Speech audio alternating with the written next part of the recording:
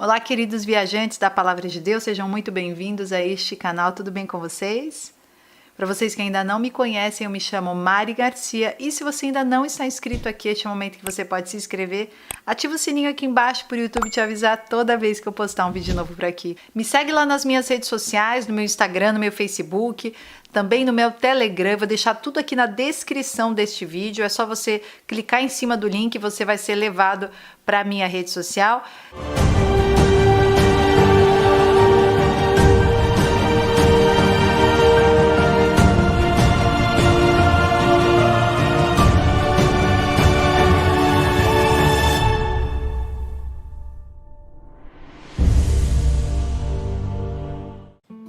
Entre vocês há alguém que está sofrendo?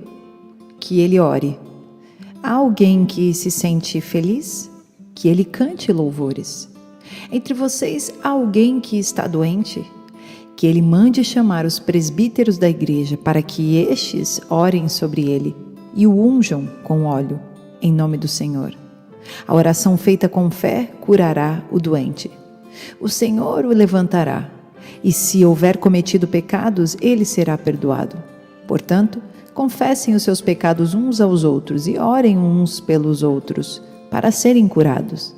A oração de um justo é poderosa e eficaz. Elias era humano como nós. Ele orou fervorosamente para que não chovesse, e não choveu sobre a terra durante 3 anos e meio. Orou outra vez, e os céus enviaram chuva, e a terra produziu os seus frutos. Meus irmãos, se algum de vocês se desviar da verdade e alguém o trouxer de volta, lembrem-se disto. Quem converte um pecador do erro do seu caminho, salvará a vida dessa pessoa e fará que muitíssimos pecados sejam perdoados. No grego, cobrirá muitos pecados. Perceba como Elias era tão humano quanto nós.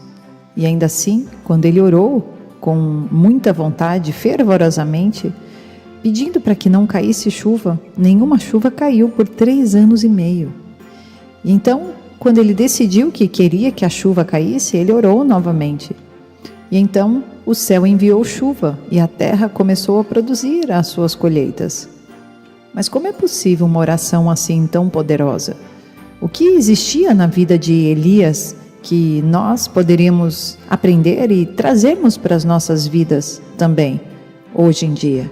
1 Reis 17, a partir do versículo 1. Ora, Elias, o tesbita da Tisbe de Gileade, disse a Acabe: juro pelo nome do Senhor, o Deus de Israel, a quem sirvo, que não cairá orvalho nem chuva nos anos seguintes, exceto mediante a minha palavra.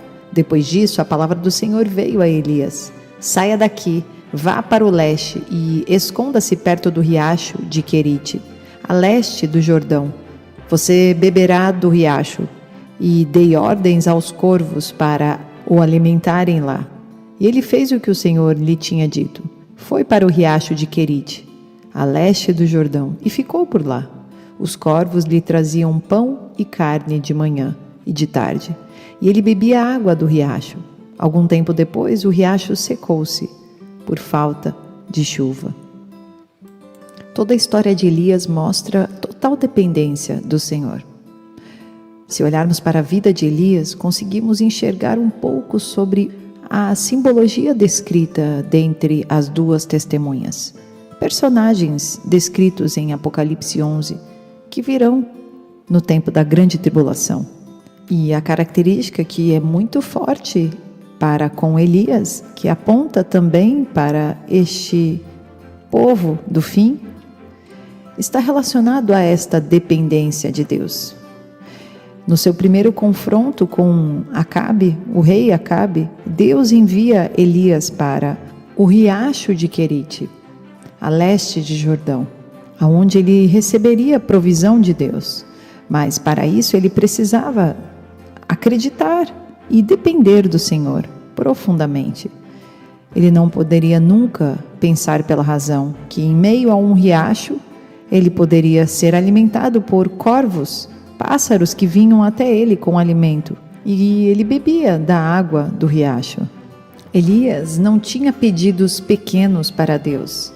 Suas orações eram sempre de grandes feitos.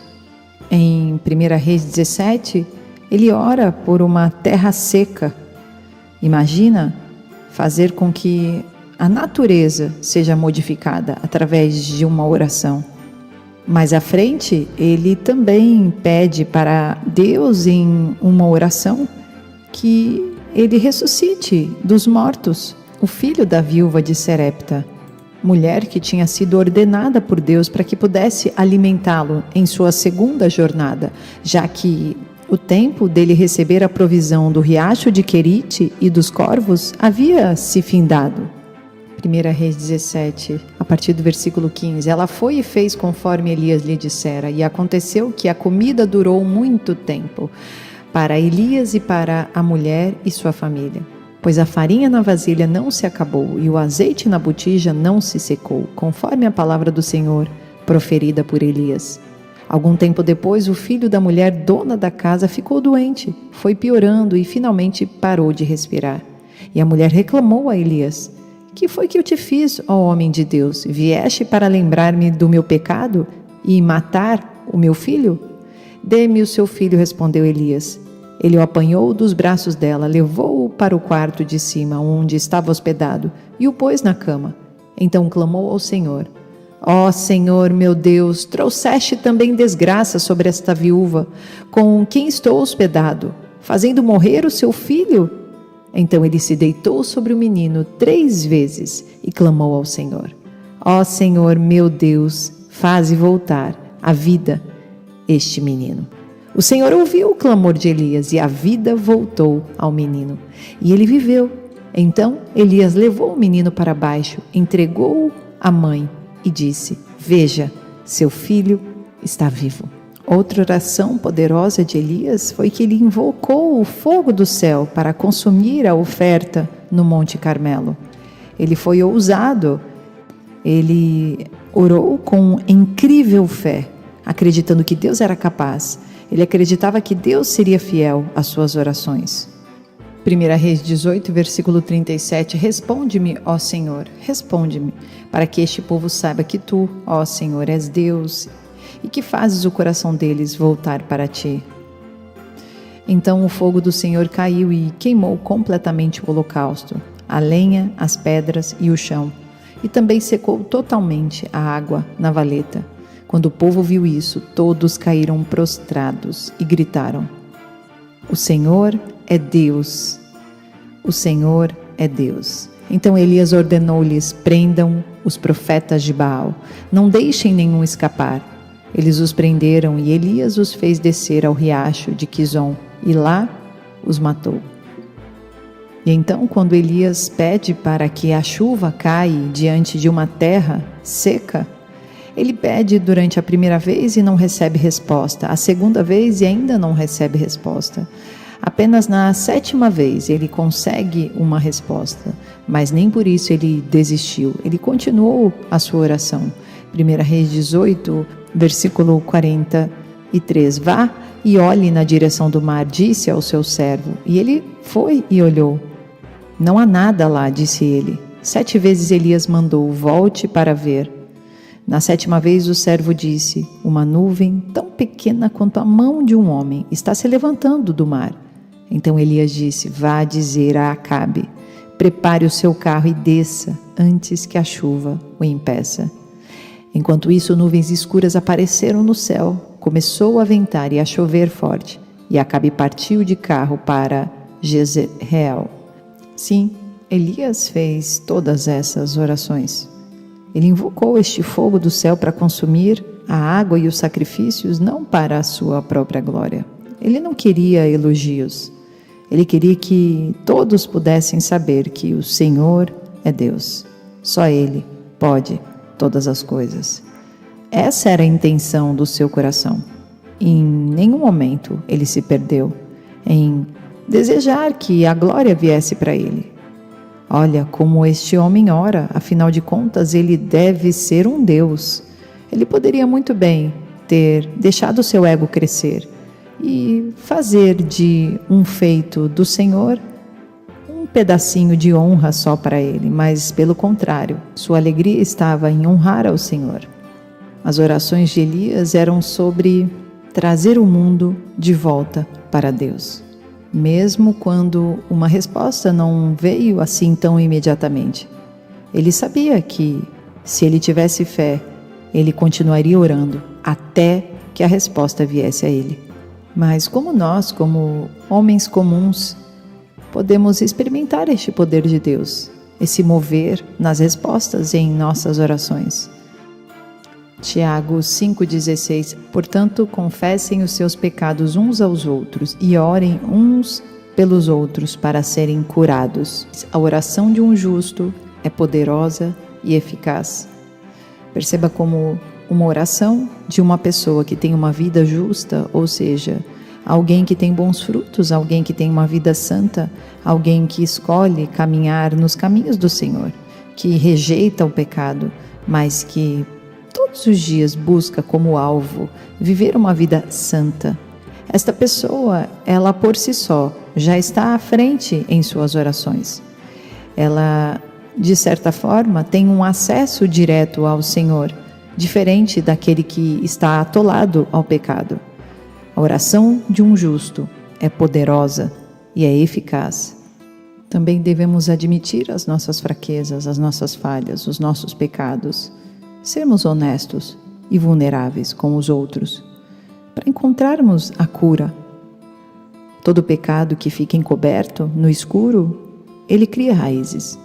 Mas, quando você traz ele para a luz, embora você possa sentir muita vergonha e medo de ser difamado, das pessoas te olharem com um olhar crítico, mas talvez seja a única saída para que realmente você possa ter uma vida livre, para que você possa experimentar o poder da oração.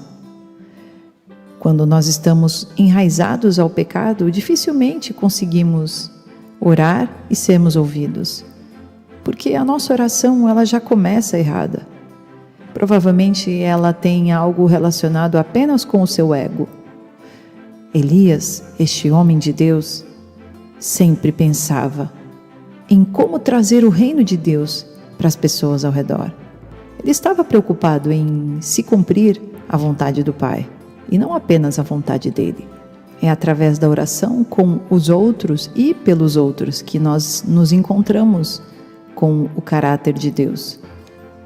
Então nós devemos estar continuamente vindo ao Pai, pedindo para Ele tudo aquilo que nós necessitamos, acreditando que Deus pode todas as coisas e que deseja nos responder em nosso desespero, em nossas felicidades, em nossas dúvidas. A oração, ela trará a você uma resposta, mas ela também trará a você um coração puro e próximo do Pai. Nada melhor do que manter uma amizade e semeá-la do que estar junto com o seu amigo. E é assim com Deus também. Quanto mais tempo estamos com Ele, mais nos vemos perto dEle, mais conhecemos a sua essência, o seu amor, a sua graça, a sua misericórdia por nós. Deus pode fazer muito mais e muito além daquilo que imaginamos ou pensamos, sempre. Tiago 4, versículo 3. Pedis e não recebeis, porque pedis mal, para o gastardes em vossos deleites. Oremos, Senhor nosso Deus e nosso Pai, te agradecemos por esta mensagem, que possamos nos parecer cada dia mais com Elias, este homem de Deus. Em nome de Jesus. Amém. Deus abençoe, queridos, e até o próximo vídeo.